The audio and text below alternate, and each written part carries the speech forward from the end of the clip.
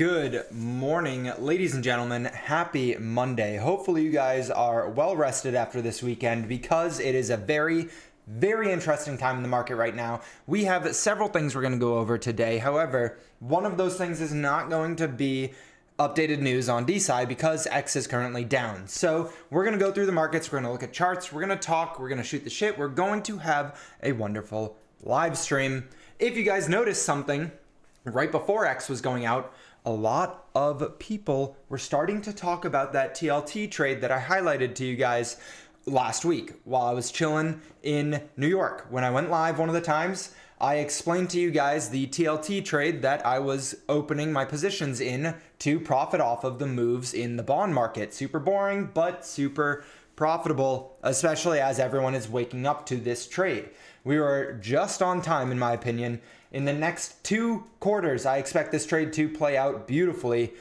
Welcome in, you guys. Welcome in, MK. Good morning, Marchjin. Good morning, C90. Good morning to all of the lurkers who are chilling in the chat right now. Hopefully, you guys are ready for the live stream. I don't know that I'm accurately live right now.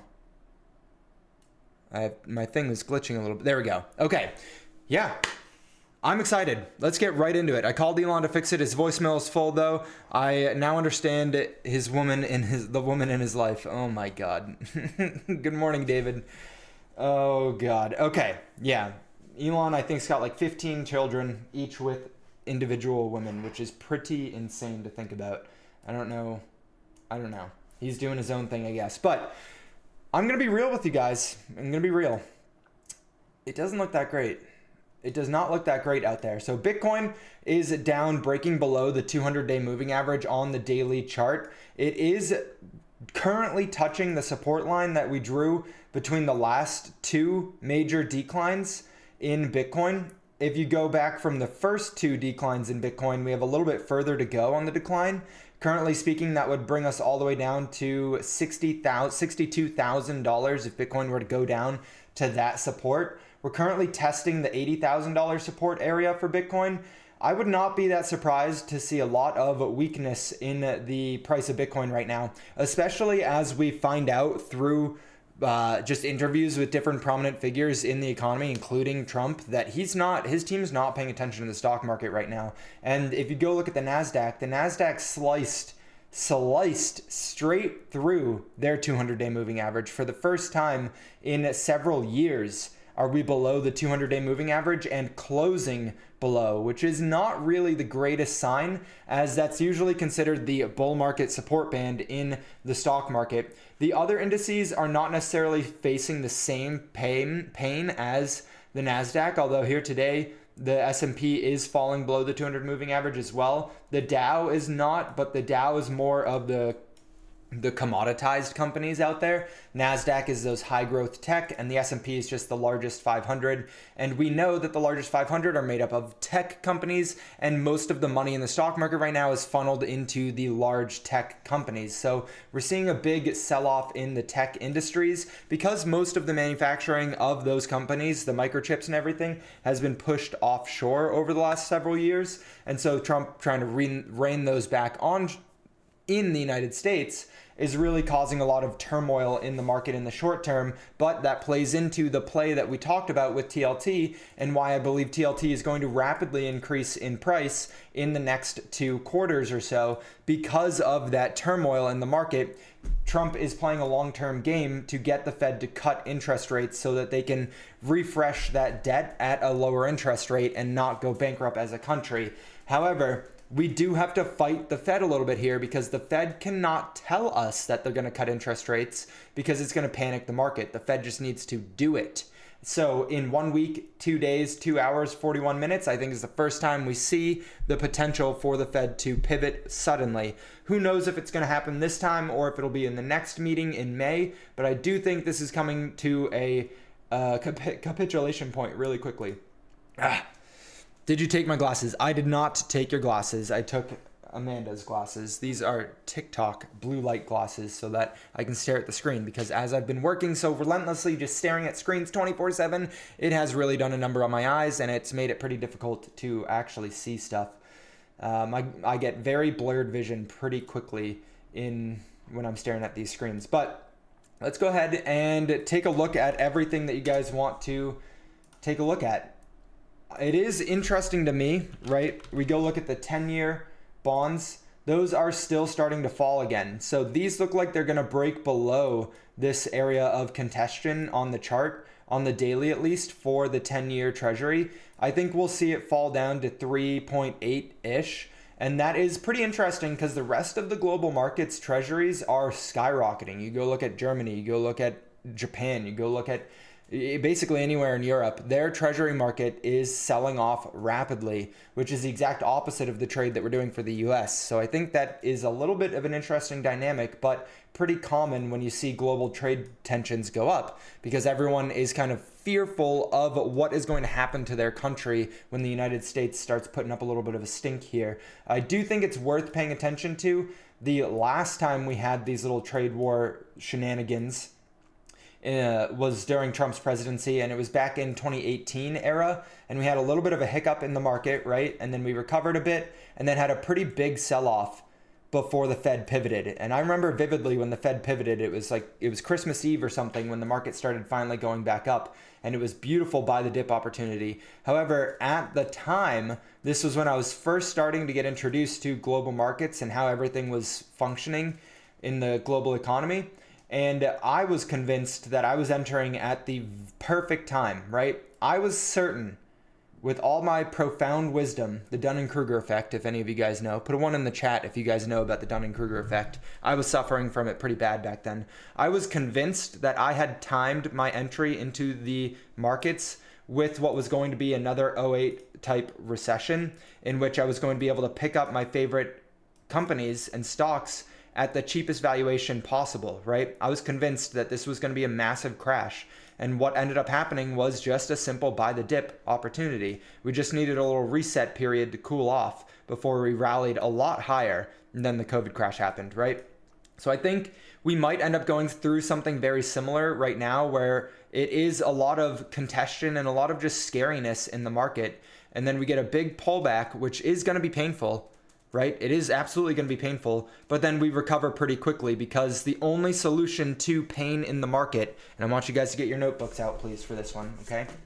Let me get your notebooks out. With the debt-driven economy that we're in, okay? With the current people in charge of the financial system, right? The entire system is predicated on whenever there is uncertainty or issues in the markets, you print money. You make it easier for people to get access to money. You lower interest rates, you stop with quantitative tightening, and you start printing a little bit of money to ease the concerns in the market. I think the same thing is going to play out as what played out in 2018, where we get a big sell-off and then a quick, sharp V recovery, as happens basically every single time, literally every single time.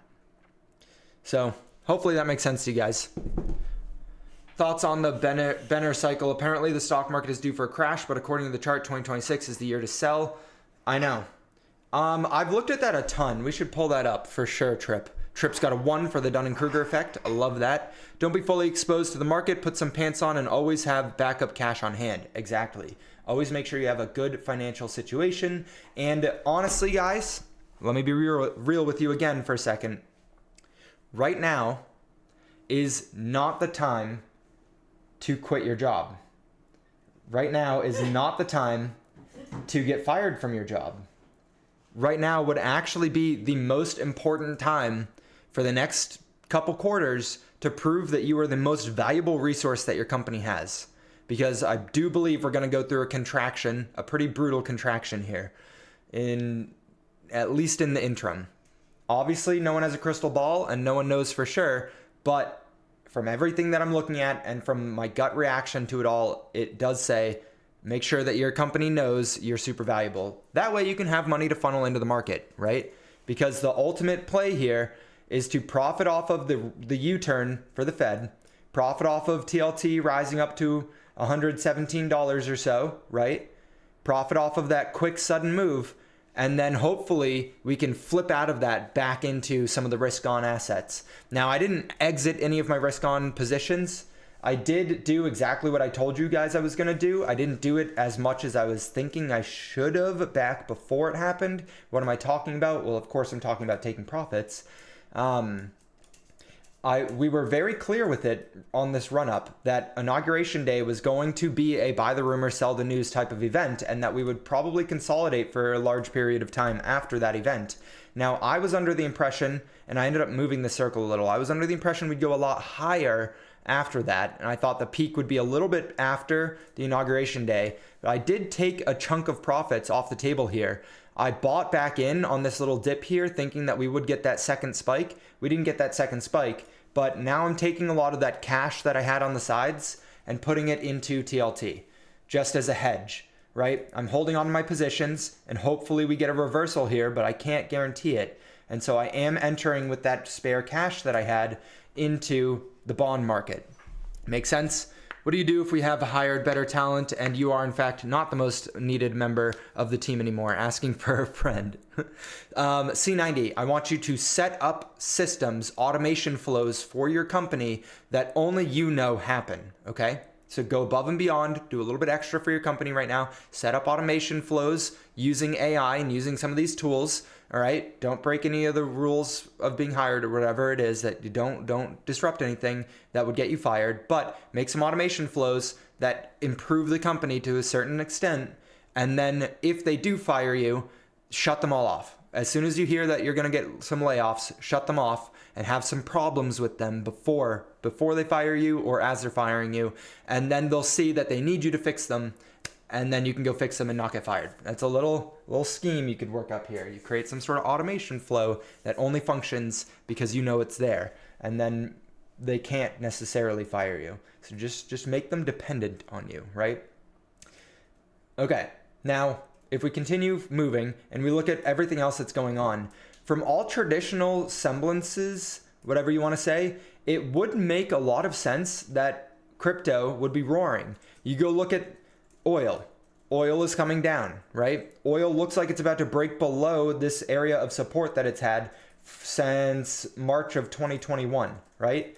Oil looks like it's about to break down, which usually means inflation is cooling off. It usually means that trade's cooling off as well, but it usually means demand for oil is going down. So energy costs are coming down, which is usually indicative of two things. One, a big sell-off in the markets, but two, some cooling off for inflation. You go look at the 10-year. You go look at the 10-year bond. 10-year bond, we already looked at it, but it's coming down as well. The yield's coming down, which means bonds are going back up, which is usually indicative of easing economic tensions, which would mean that risk on assets are doing really well. You go look at the dollar, the DXY. That is in literal free fall right now. We are in an area of contention. It looks like it could be a spot where we bounce, right? If I go ahead and draw out some squares on this, it does look like this area is generally where we would get a semblance of strength. However, with the velocity of this move, I do not think we're going to get it. I don't think we will. We might get a little bit of a bounce here and to get rejected as this moving average here. Hopefully you guys can see it, right? We get this moving average quickly descend, a little bit of a bounce here this week, maybe, and then get rejected and move back down lower. Who knows? I think that is something that I would pay close attention to in the dollar, and then looking for it to come back down to 100. Who knows? But again, a lower dollar usually means higher asset prices. But what we're seeing is everything selling off. Everything selling off, which means we're probably getting a huge suction cup. Nope. Not a suction cup, a giant vacuum just sucking the money out of the market. It's taking the debt. Oil tank Dawn should be lurking. Oh God, love it. Let's go. Let's go, MK. Let's go. Just things to pay attention to, guys. I mean, this is a sea of red. This is rough. Look at Tesla. Tesla, everyone's favorite little AI / robotics play, down 52%. This is not a crypto, guys. This is a stock. This is a it was a $1 trillion company. Now it is down 50% in the span of what? Come on. In the span of 70 days, 2 months, it's down 50%. All right. So understand, if Tesla's doing that, you're going to see your altcoin bags tank as well. It's going to be brutal, right? Yet it somehow still just looks okay. I mean, aside from the fact that you could have bought Tesla 1,543 days ago for the same price that it is right now, everything looks okay on Tesla. It just is like going through that terrible, terrible period right now. It's crazy to me that such a profound company could be 1,500 day period of nothing. Now, a little bit of humble bragging. I did in fact sell my Tesla about 1,500 days ago right here. So I could get back in for the same price now with substantially more money because I took it, went somewhere else, made a bunch of money. I could come back in and grab it again. However, I still think there's better opportunities in the market. Tesla is just one of those giant companies that's already kind of played out with a lot of its kombucha. Not sponsored, although it should be. The business ISM chart, only heard about this recently, has to do with manufacturing. Yeah, heavily shorted by the very rich people, I know. Technically, didn't Tesla split so 1,300 days ago?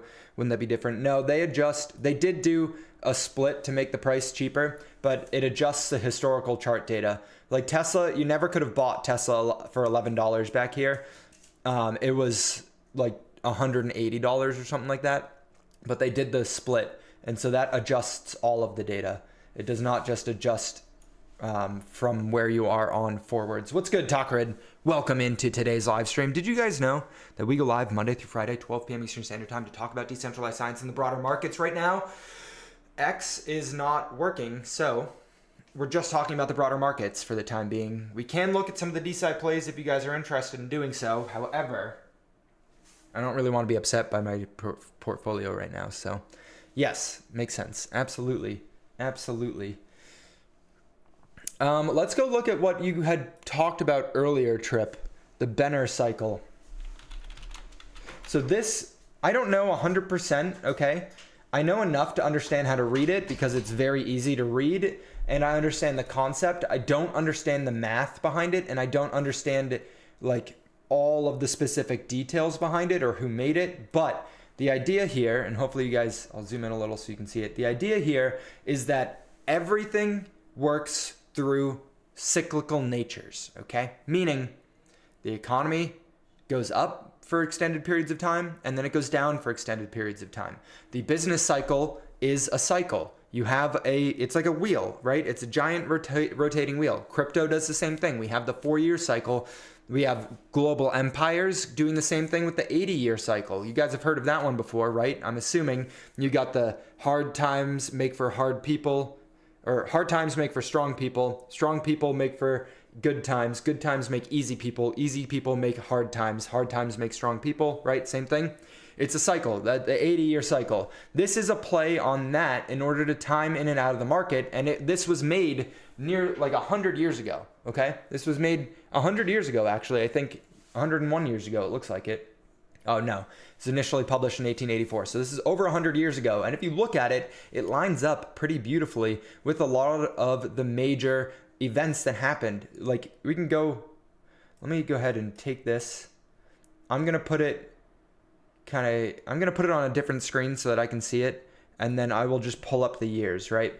On the charts so that you guys can get a good understanding of how damn accurate it is. We'll go to the monthly because we're looking at an egregious amount of data here and hope that we can go back on this far enough. Yeah, we can.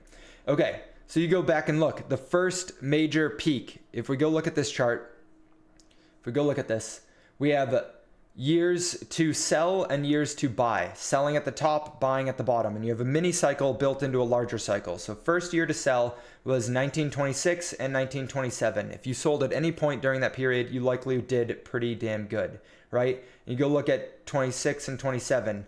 It was 2 years, right? 2 years before the Great Depression. But if you sold here, right, you missed out on an extra 144% gains in the market. However, you then wait a little bit until 32, you actually ended up saving yourself from a 72% decline, which is nuts to think about that the stock market fell by 90%, right? Stock market fell 90%. So even though you missed out on 140, 150% gains, you saved yourself on 72% decline over 1800 days. So you could have bought back in a couple years later. And coincidentally, if you come look at the chart, when it told you to buy back in was 1931. And so you come look at, if you had done that and bought in 1931, it would have been right around here, right? So you would have actually bought in, suffered through some pain for a year or two, but ultimately for a random chart that is based off of the cyclical nature of humanity, you sold and bought back in and for 50% discount. That's pretty beautiful, okay? You come look at the next stuff. 45, it's saying you should sell. Let's go look at 1945. So 45 is here.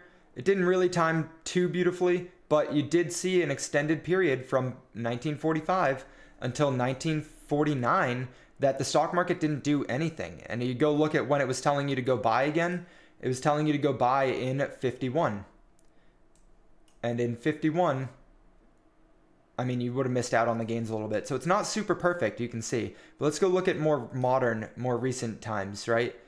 Let's go look at 99. I mean, we all know the dot-com bubble. If you sold in 99, you made out pretty nice. And then buy back in 05. You probably wouldn't have made out that nice, actually. But you go look at selling in 99. You would have timed the market pretty damn perfectly if you sold 99.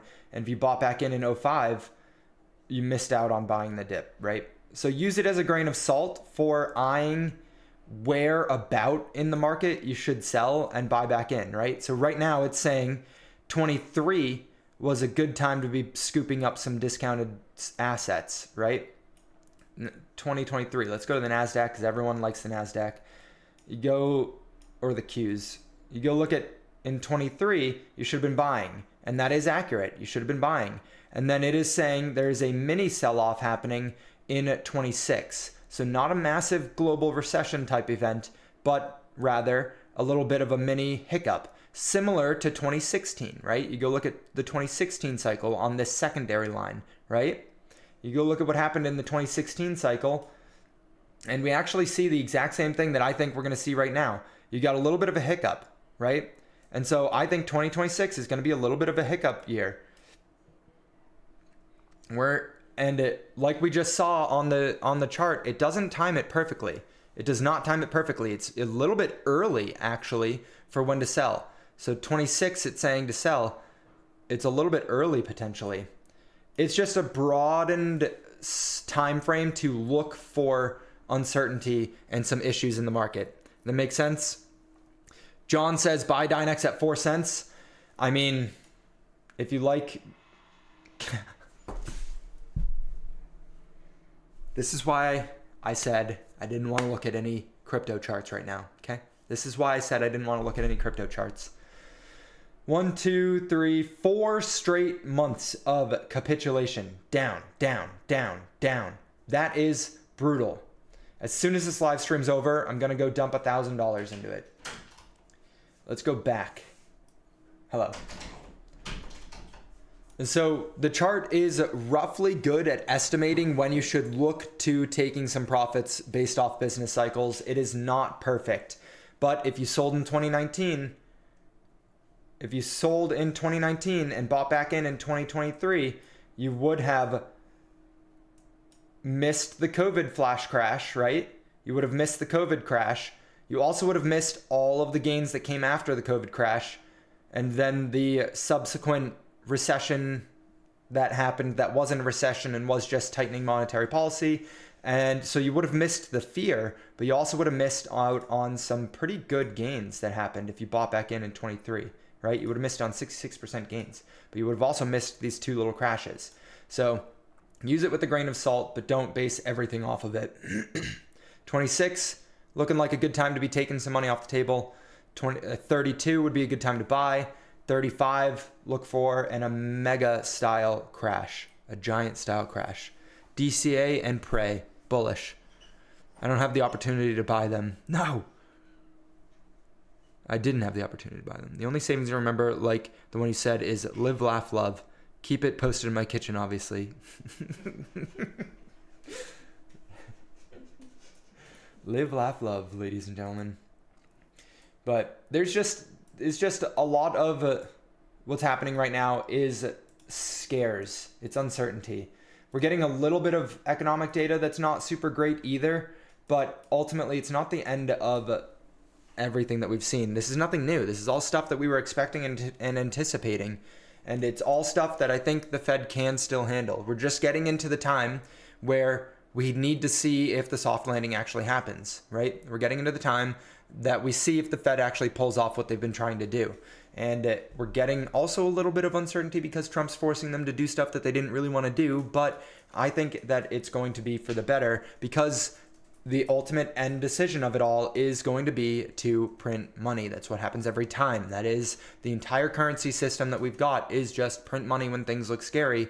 And Bitcoin was created to absorb the money that gets printed. So it's a golden setup. You just have to sit through a period of rockiness, which we've been talking about. We didn't really talk about it too much, but which we've had drawn on the chart for a long time. I wish I could see when this drawing was drawn. Does anyone know if I can see when I drew this?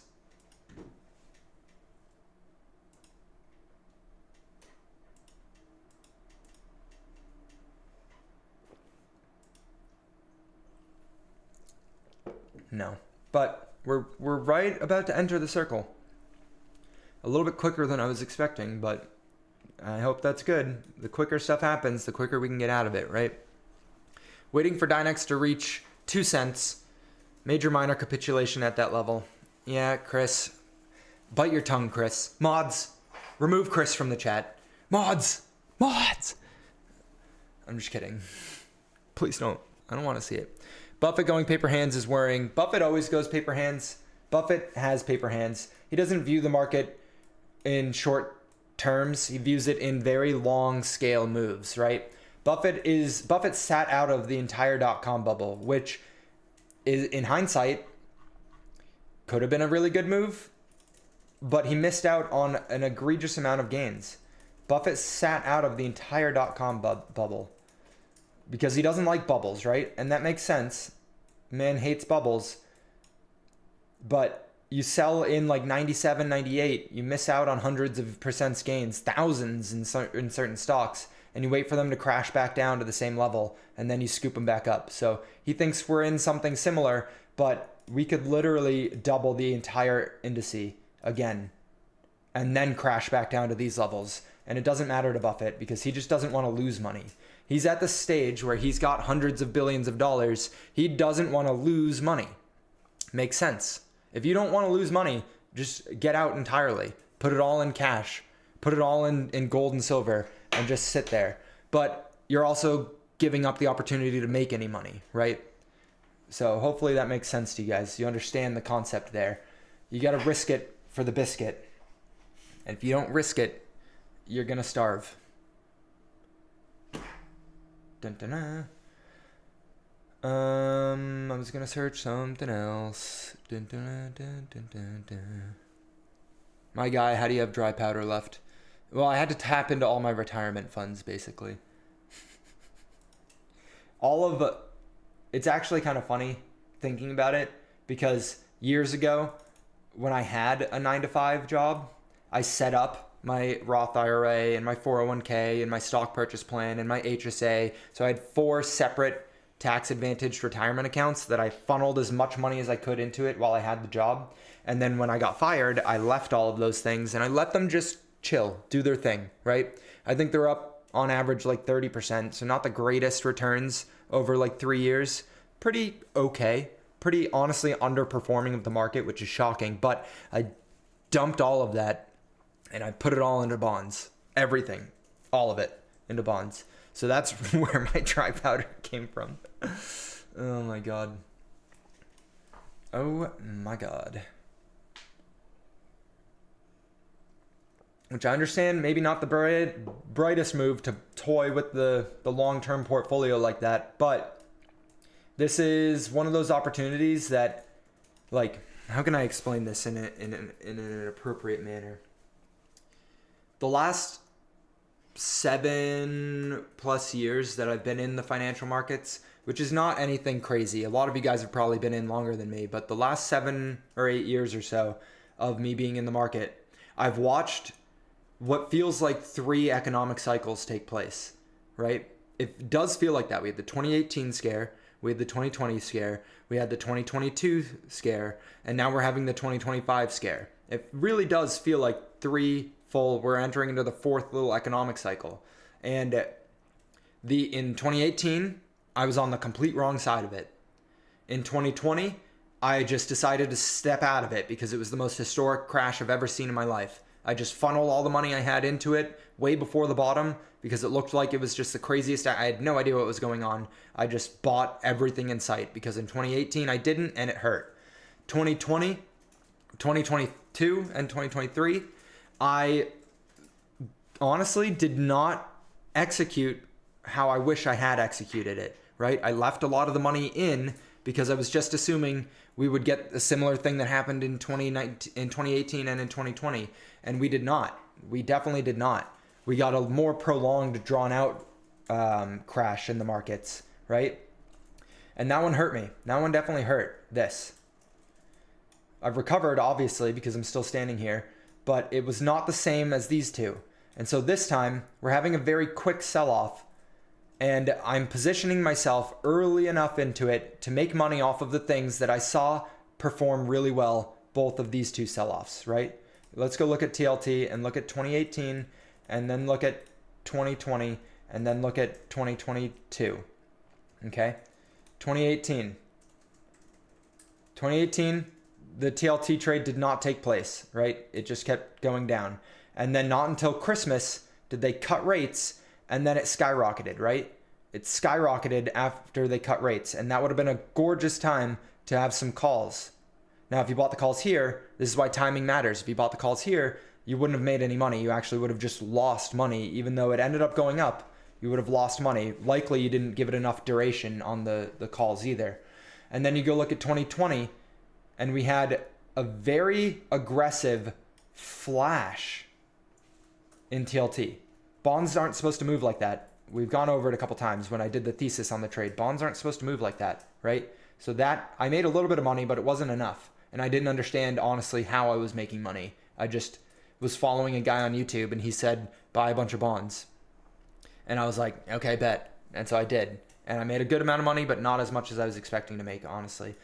And then the 2022 and 2023 stuff was happening because they needed to tighten the economy up, right? And I got caught on the wrong side of that because I was looking at the same factors. This time is very, very much similar to the 2018 style run that happened afterwards, only we've already had those crazy sell-offs, right?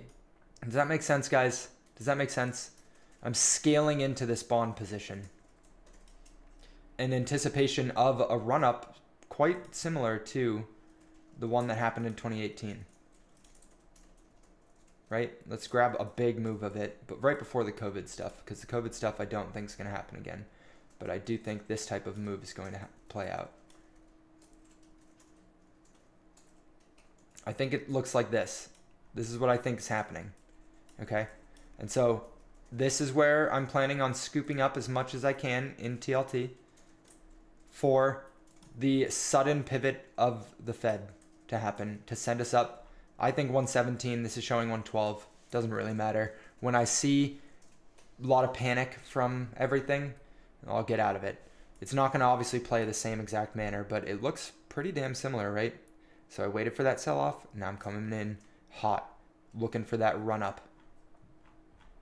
And then this, honestly, let's look at it again, okay? Let's look at it from the full thesis, the full cycle. Because what am I planning on doing after the bond trade? What is the move after that? It's to get back into the markets because they were going to be in QE. What's good, Yeti? Welcome in. Welcome into today's live stream. Where do you think we are according to the Wall Street cheat sheet? I'll look at that as soon as I finish explaining my plan here, Trip. And John, welcome in, John. Let's look at the timeline, right? Let's look at it. If it were to play out the same as 2018, which I think we might see, and is what I'm betting on, we're looking at, hold on, let me delete this little drawing here. we're looking at it peaking around October of this year, right? So some economic easing happening over the summer, peaking in October, right? What would that line up pretty nicely with? A final little blow off top in the crypto markets at the end of Q3, Q4. Does that make sense? A little turmoil, a little pain over the summer. The markets get a lot of stimulus easing into them. Everything kind of cools down with the trade wars, because the trade wars are not stuff that is going to be super long lasting. This is a quick blurb, right? This is negotiation tactics to get companies to invest in the United States, just like Japan did. Japan was like, sure, we'll invest $1 trillion actually into the United States economy, right? That's what Trump's going for. And he's putting pressure on them, knowing that we are in a position to put that pressure on. Canada's trying to do the same thing, especially with their new prime minister. They're just not in the same type of position, in my opinion, at least. China's doing the same thing, putting pressure on Canada with those tariffs. So we started up a whole tariff chain of events. And I think we see a bit of turmoil and hardship in the market until around that October area, where I think we bottom out and see some final explosion moves as everyone rotates that liquidity in, right? So where would this put us? I'm going to keep my circle here and say that we go, and by December, by the end of the year, we fill this circle up 150% from where we are right now. But it is very possible that we still get from here to here 120 days. So what is that? 4 months of pain. But it would only be, if we maintain this structure, it would only be another 5% down. It would just be a drawn out 5% bleed. We'll see. Honestly, I hope it happens quicker, but we'll see. So the idea, get into TLT, ride the wave up, get out of TLT, put it into some stuff like Bitcoin or some risk on assets as the Fed pivots. Because I think this is going to suddenly snap this right here. The Fed futures, interest rate decisions. I believe this will suddenly snap in the opposite direction. Is the market pricing it in yet? The market hasn't even begun to price any of it in yet. We got the previous day and the previous week. They're starting to think we might get rate cuts in the May meeting, which is super possible. That would line up pretty beautifully. So it was 73% odds that we were not going to get any rate cuts for the May meeting. Now that's gone down to 60%. 25% odds that we would get one. Now it's up to 40% almost. So we even have 1.5% of market participants believing that we'll get a full 75 basis point cut, which is pretty, or 50 basis point cut, which is pretty crazy. Pretty crazy. Let's go out to December. Yeah, I mean, the whole market believes that we're getting rate cuts this year, which was not necessarily the same a month ago. You want to dial in from Web3 on Thursday for a sneak peek at the Dynex booth? Ooh, lots of things happening over at Dynex. Someone pulled up the chart earlier without my permission on the live stream, and it was sad to see. I've DM'd you 2 screenshots. Bullish. Let's go. I do want a sneak peek of the QLM Yeti. I mean, I'm a little hurt, honestly, Yeti. I was under the impression that I would be getting the sneak peek prior to the announcements happening, but no, you guys pushed it all out publicly, and then you come offering the sneak peek. Of course, I want the sneak peek. What kind of question is that? The global liquidity index is supposed to peak around September, October, so that makes sense. I mean, that would be pretty beautiful, Trip. That would be pretty beautiful. Let's go. Let's get them. Does a fat kid want cake, Yeti? Of course we want to see it. Exactly. Thank you, MK. Of course. Yes. Okay. There was something else I was supposed to look up that somebody asked. Well, you're getting one better. You're getting a one-on-one with our dev to get Bill integrated. Drum roll, baby. Let's go. Let's go. Do you see this name above my head right here?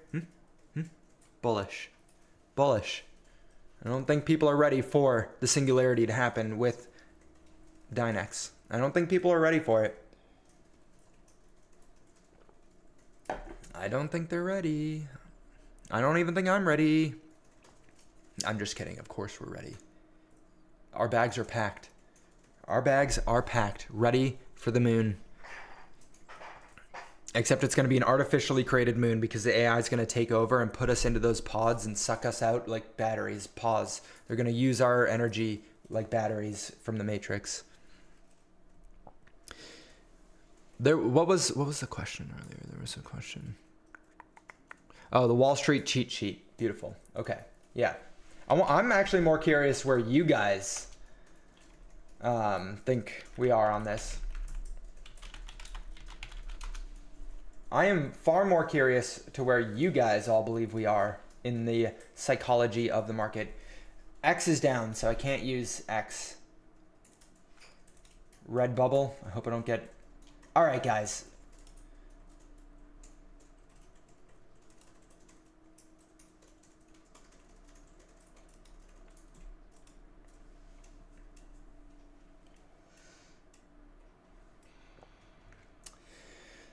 Where do you guys... I'm going to do a poll, okay? I need everyone show the screenshots. Absolutely. Let's do the poll, and then I'll show them while you guys are talking. Where are we on the cheat sheet? Question mark. We are in... I'm going to do... Because I can only do 4, I think. So I'm going to do 4... broadband ones. Pick the one that closely fits, okay?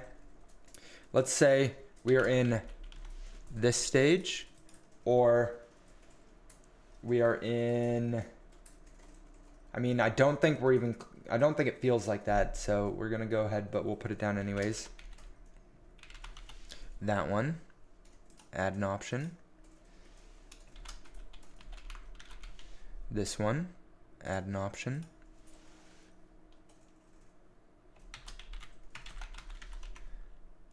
Yeah. That one.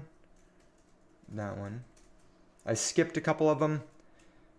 The next, can I do 2 polls at the same time? I don't feel like I like where those are. I cannot. I don't like the poll. I'm deleting the poll. End poll. Don't respond to poll. Bad poll. That was a bad poll. Start a Q&A. Say something. What stage of the cycle are we? Yeah, I think you guys have to type and answer this one though. Yes. What stage of the cycle are we? That's weird. It all just disappeared. Go ahead and submit your guesses. We will take disbelief, hope, optimism, belief, thrill, euphoria, complacency, anxiety, denial, panic, capitulation, anger, depression, or back to disbelief. I don't know how these work. I've never done one before. So please respond if you can.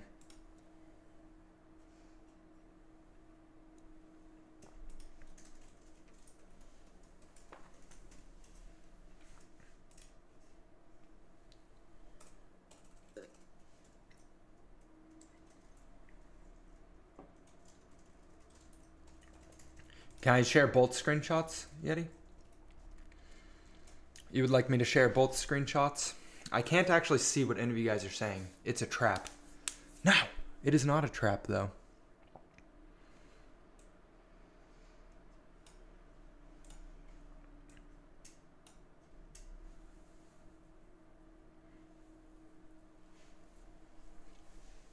Let me take, while you guys are answering, let me go ahead.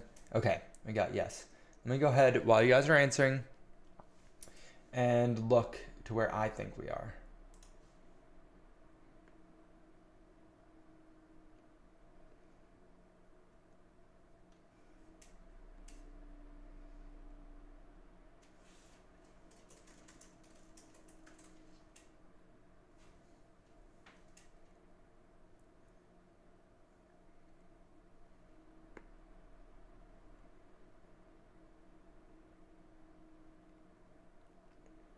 Yeah, I have my answer locked in.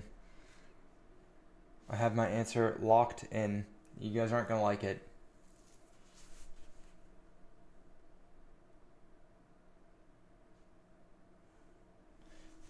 I think we're in denial.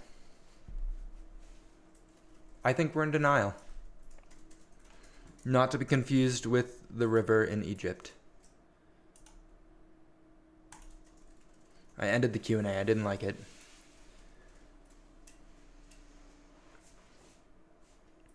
Okay, let's see.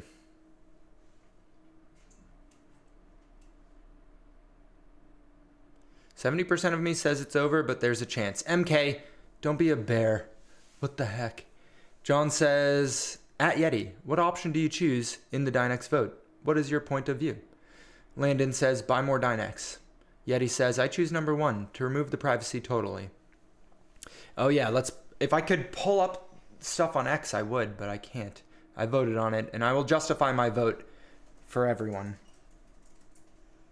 Option 2 is really the worst in my view. Option 3 is not an option in my view. We cannot sit and do nothing. It absolutely cannot. Seems like anxiety, but I'm hopeful.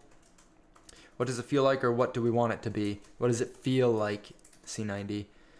Yeti says, "Denial or panic? I'm a bull bear, very rare breed." Ah, a hybrid. What kind of cross mutation bull bear is that? Sorry.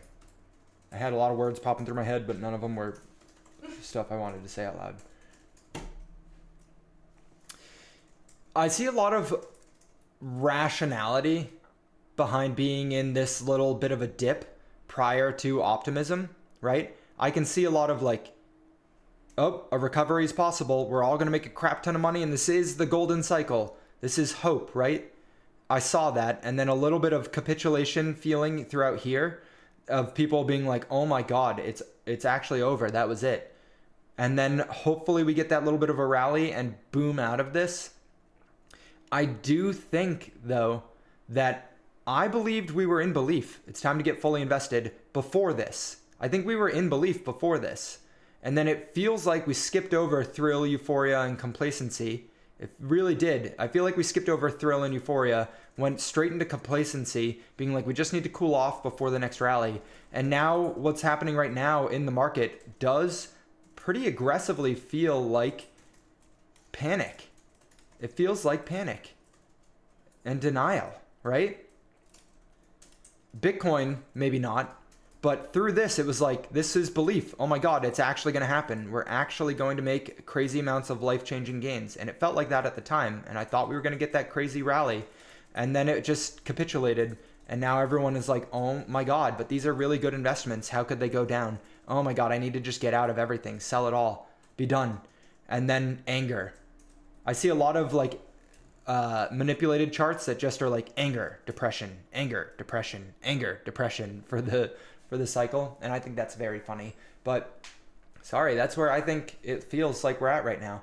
And then I want to be scooping back up through this. It feels like we might get 2 of these, similar to how we did last cycle, right? It's pretty similar. Same type of move happening. And then we get that crazy second rally. Same type of thing happening. Let's actually use the tool that we know and love. Boom, boom. Let's go ahead and grab overlay. See, look at that. A little bit more drawn out. Kind of lines up. Kind of lines up. We'll see. We will see. Nobody really knows, guys. It's all just anyone's best guess. Now, good morning, Beagle. Good morning, DeSci. Welcome. You are correct. We don't like it. I know. I'm sorry. I am sorry, okay? Do it. So, Yeti is demanding that I show you guys these. And I think it's worth it. So, for anyone who is unaware of what has been happening at Dynex.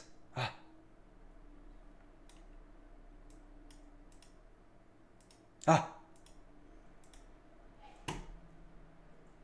don't like how the setup is right now.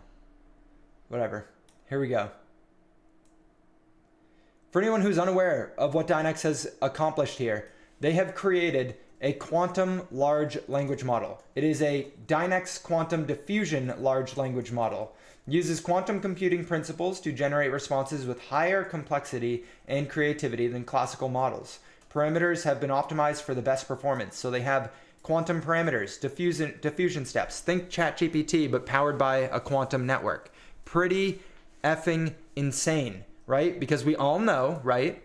We all know that LLMs are sifting through vast amounts of data in multidimensional space in order to determine what is likely to be the most optimal response based off of context clues and its ability to make comparisons. The probability that an answer that it gives you is what it's looking for. What is quantum computing really good at? We talk about it all the time, guys. It's probabilistic determination. And so quantum computing being used in a generalized artificial intelligence, i.e. sifting through the vast amounts of data in an LLM, you get this. You get quantum LLMs. And so we have this. An AI agent that when you say hello to, it says, hello. How can I assist you today? Pretty revolutionary. Give me an example of quantum annealing. Sure, an example of quantum annealing is the problem of finding the minimum energy state in a quantum mechanical system. Pretty crazy, right? That in and of itself, that answer is not necessarily the most craziest thing out there, but the fact that they've built it to run on a quantum network is the crazy part, because then you get access to the prompting abilities.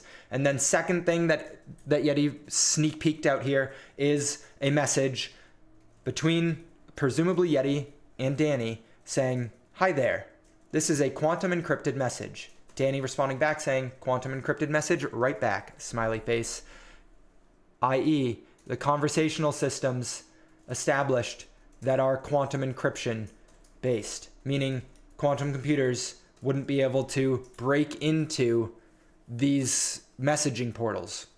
That is powerful, guys. That is super powerful. A quantum encrypted messaging portal built on top of a quantum computing network, meaning it's not just a theoretical encryption, because I'm sure they've backtested this encryption with their quantum computing network, right? That's nuts. That's really cool. Like a lot of the other chains and companies out there that are saying we have created quantum proof encryptions are theoretical quantum proof encryptions. It is just, we think this will put up a good fight against quantum computers. But when an actual quantum computing company puts out an encryption model, that's where you think you actually get those back testings to prove that it was real. So shout out Dynex. WWW. Get some W's in the chat for that, because that is a breakthrough that rivals any of the major tech companies out there. That is an astonishing breakthrough. And yet their coin sits at a measly $5 million market cap. I mean, at one point, Bill was higher than that. That's nuts. That is nuts. That is nuts. And we're sitting here looking at potentially the steal of a lifetime, actually. Now, obviously, it's a falling knife. And so buying at any point right now and buying at any point in the last 4 months has guaranteed that you've lost a little bit of money. Me as well. At some point, this will bounce. At some point, it will reverse. We don't actually know when it will reverse, but I want to kind of give you guys one piece of information, a little bit of food for thought, okay?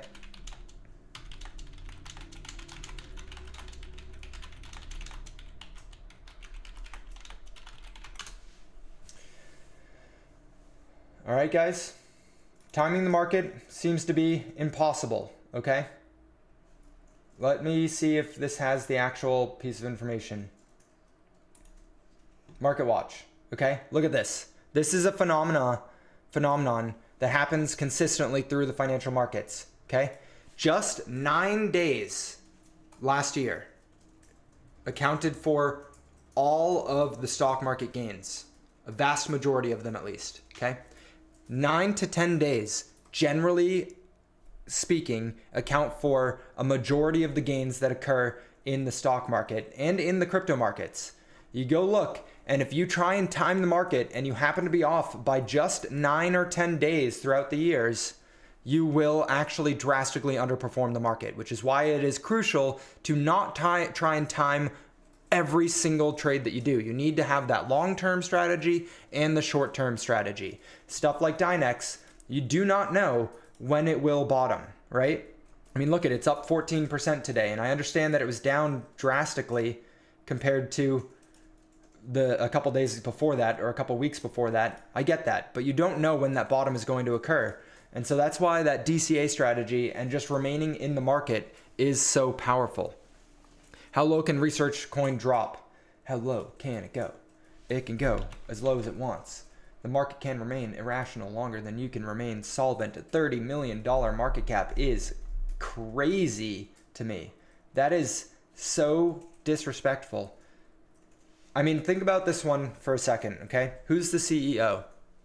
Yada, yada, yada, yada, yada. We always talk about that. Blah, blah, blah, blah, blah. Who's the CEO? The CEO is Brian Armstrong. We all know the CEO is Brian Armstrong. I understand that. But think about what Brian's been doing. He's been managing Coinbase. Yep. Check. He's been meeting with congressional leaders. Not just leaders, but actually the President of the United States. They just held that crypto conference on the 7th of March that he attended. Brian Armstrong got to attend that, right? The SEC dropped their lawsuit against Coinbase, which means they're no longer under the same type of scrutiny that they were over the last 3 or 4 years. Meaning Coinbase can now start to accept listings of companies and projects and coins that are more daring, more advantageous, more adventurous, dare I say. Research Hub is likely to get a listing, in my opinion, this year.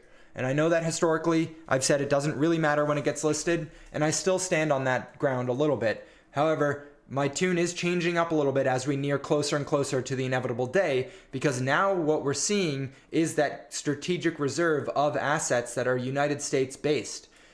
Research Hub is US based. Research Hub is one of the thought childs of Brian Armstrong. Now, really, it was the thought child of Patrick Joyce, but Brian Armstrong is the CEO pushing the whole initiative forward. So as we get Coinbase to get more and more frothy and involved in the markets, what I expect to see is Research Hub getting listed on Coinbase and potentially get a lot of advantageous light shed on Research Hub. A $30 million market cap is about 1/100th of where I think it might end up.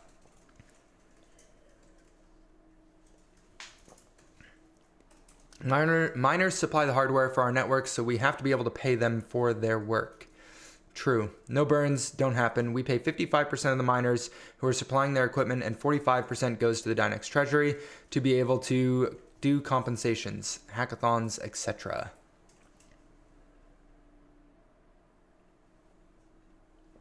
There is also an announcement just for Web3 Amsterdam Tool 2. Yes, very exciting.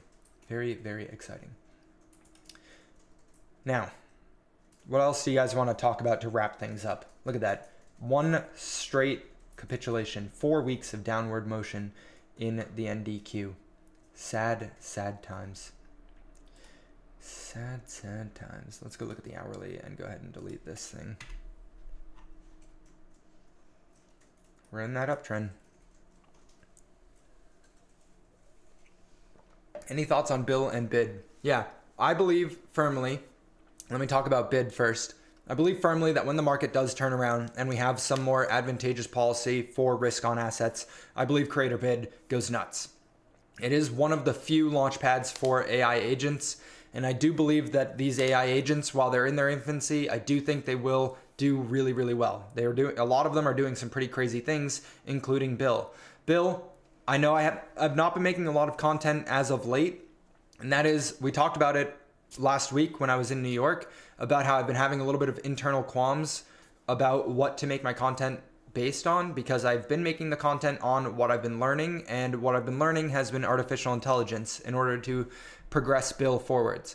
I know Bill is going to shock the world. I know Bill is going to put in some statistics and some numbers that really change people's perceptions on what is possible with agents. I know that, because I'm the one doing it. And so I do firmly believe that these opportunities right now to just put your head down and focus on one task at hand is going to yield the highest ROI.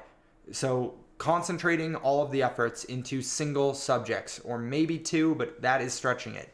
For me right now, it's concentrating every possible piece of energy that I have into the same task to progress things forward. This is something that I did not foresee in my future 6 months ago, having to do this, but it is something that is making me feel like a child again. I am so giddy. I'm so excited. I am so bound up with enthusiasm that it feels like my tism has kicked in and it is all I can possibly think about or do every single moment of every single day. If I'm awake or I'm asleep, it doesn't matter. I'm hyper fixated on one task, and that is making sure Bill is providing the most possible value that he could possibly provide. And so I understand you guys aren't necessarily seeing it all right now, and that's okay. Genuinely, it's okay. Why? I don't know. You're going to have to talk to yourself about that. I was going to end it on more of an aggressive note, more of a banger, but it's okay. I don't want to say anything that's going to get myself in trouble, but basically, the problem is that in order for me to say what I want to say, I'm going to come across as an extremely cocky, arrogant fool, and I don't like doing that to myself.